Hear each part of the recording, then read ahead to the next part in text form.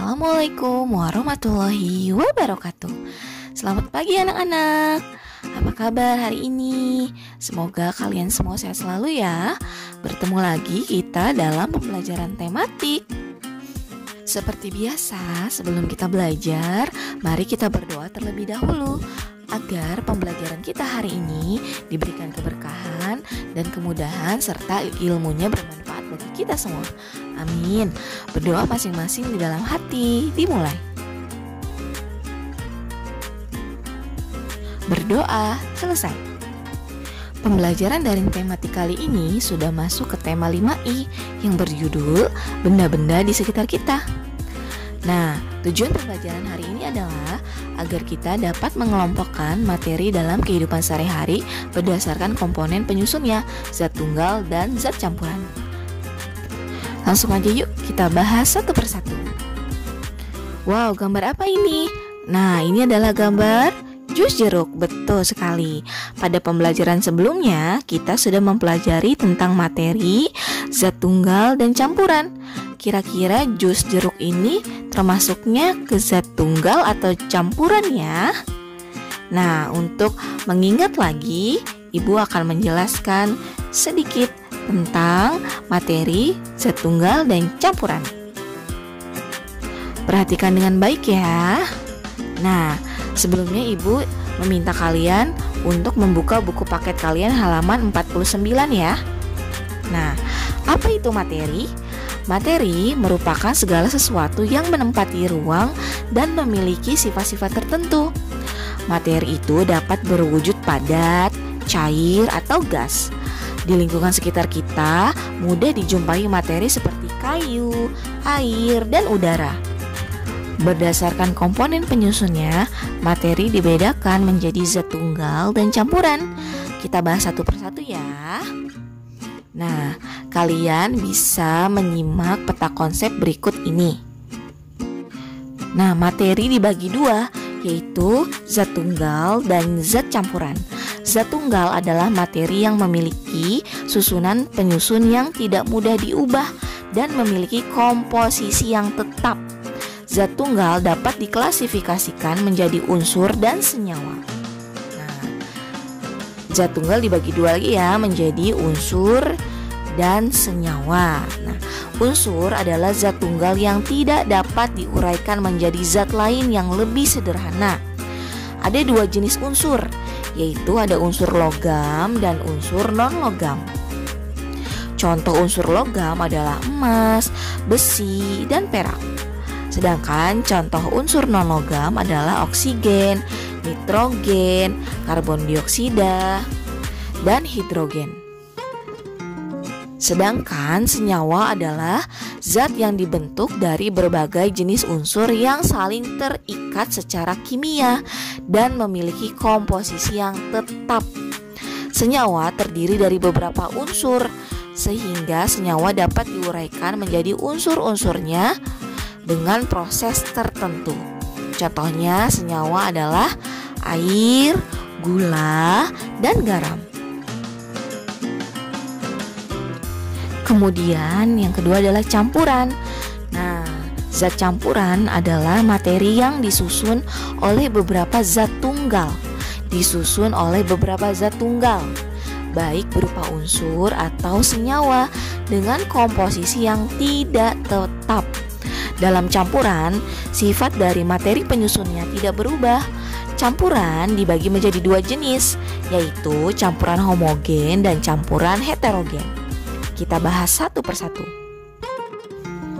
Campuran homogen adalah campuran yang memiliki bagian-bagian penyusun yang tidak dapat dibedakan lagi. Jadi kalau sudah tercampur, dia tidak dapat dibedakan lagi. Contohnya teh manis. Nah, teh manis ini campuran dari air, teh, dan gula. Sedangkan campuran heterogen adalah campuran yang memiliki bagian-bagian penyusun yang masih dapat dibedakan satu sama lain. Jadi tidak dapat menyatu secara sempurna. Contohnya es campur. Nah, kalau kalian melihat es campur, bagian-bagian dari es campur adalah ada air, gula, sirup, dan buah-buahan. Nah, bagian-bagian tersebut tercampur tapi tidak sempurna. Jadi bisa dibedakan satu sama lainnya gitu. Contoh heterogen yang lainnya adalah yaitu air dan kopi, air dan tanah, dan juga air dan minyak. Jadi mereka tidak tercampur dengan sempurna. Bisa diamati gambarnya ya.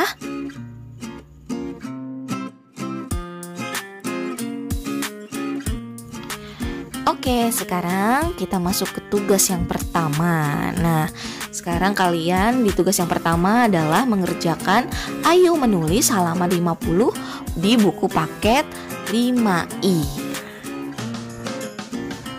Selanjutnya, Ibu meminta kalian untuk simak dengan baik video berikut ini ya.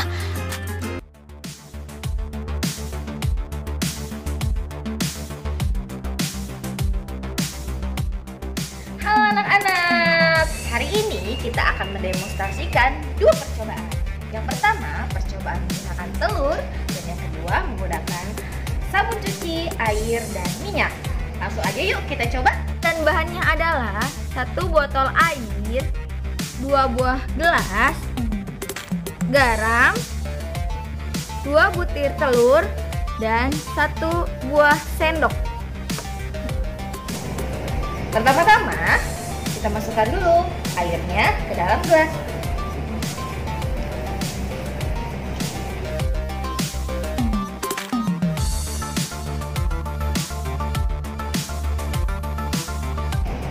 Nah, air yang satu kita biarkan saja.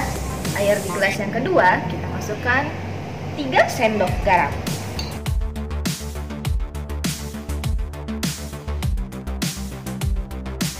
Kita aduk-aduk sampai larut.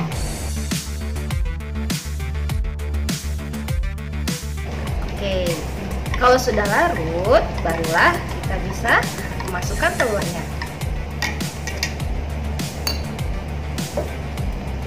Telur yang pertama kita masukkan di gelas yang berisi air putih. Telur yang kedua kita masukkan ke gelas yang berisi air putih dan garam. Apakah yang terjadi?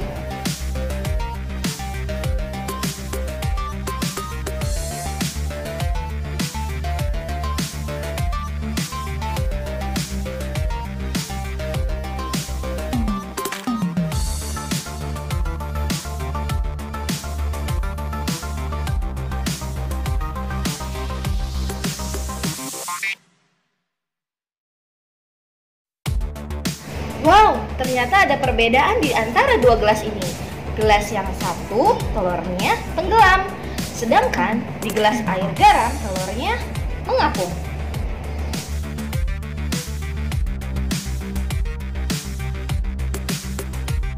Dan bahannya adalah 1 botol air, 1 buah toples, sabun pencuci piring, dan minyak goreng. Oke, sekarang kita lanjut ke percobaan yang kedua. Langsung aja ya. Di sini ada tempatnya. Pertama-tama kita masukkan 1 gelas air.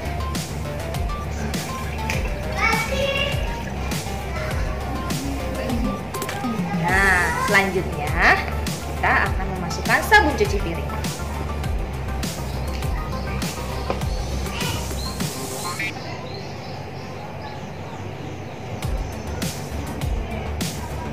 Oke, setelah sabun cuci piring, kita akan masukkan minyak goreng.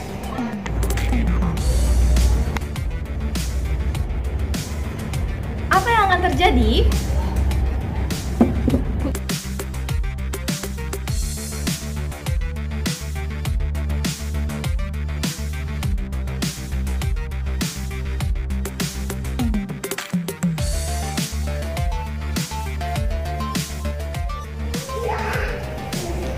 Wah, ternyata antara sabun cuci, air, dan minyak mereka terpisah.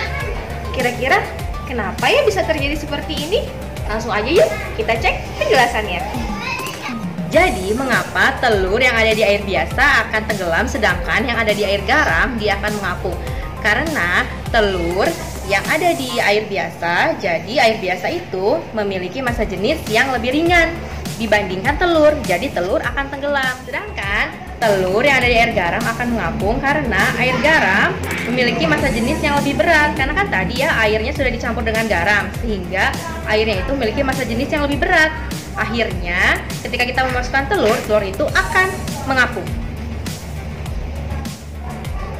Jadi, mengapa minyak, air, dan sabun tidak bisa menyatu?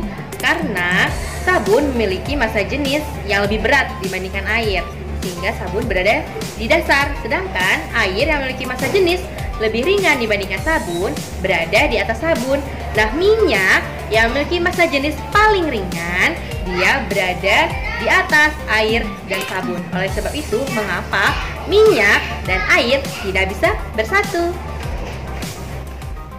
Jadi, mana ya yang termasuk zat campuran homogen dan heterogen?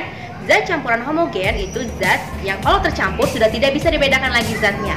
Sedangkan kalau yang zat campuran heterogen itu masih bisa dibedakan zatnya, ya. Kalau ini air dengan garam ketika diaduk, ya, dia kan sudah tercampur rata sehingga sudah tidak terlihat lagi. Nah, ini disebut zat campuran homogen. Sedangkan untuk air, minyak, dan sabun ketika kita aduk, ya, nah dia akan tetap terpisah. Berarti dia termasuk zat campuran heterogen. Jadi, tahukah kamu bahwa pembuatan kapal selam itu menggunakan prinsip pengapung, melayang, dan tenggelam? Sama terjadi pada telur ini, yaitu yang disebut hukum Archimedes. Oke, bagaimana praktek kita hari ini? Semoga bermanfaat dan menyenangkan ya. Tetap di rumah, tetap jaga kesehatan. Sampai jumpa lagi pada video selanjutnya. Dadah. Wassalamualaikum warahmatullahi wabarakatuh.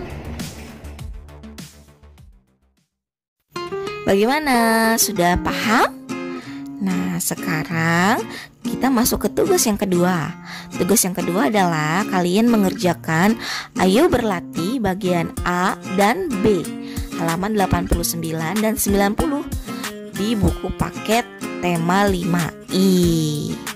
Jangan lupa ya, segera dikerjakan, jangan tunda-tunda.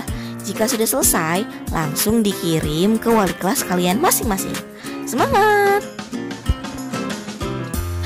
Alhamdulillah, pembelajaran tematik kita hari ini sudah selesai. Semoga di video pembelajaran kali ini kalian dapat memahami materinya ya. Jangan lupa dibaca lagi buku paketnya ya, dan segera dikerjakan tugasnya. Sampai jumpa lagi dalam pembelajaran tematik selanjutnya. Wassalamualaikum warahmatullahi wabarakatuh.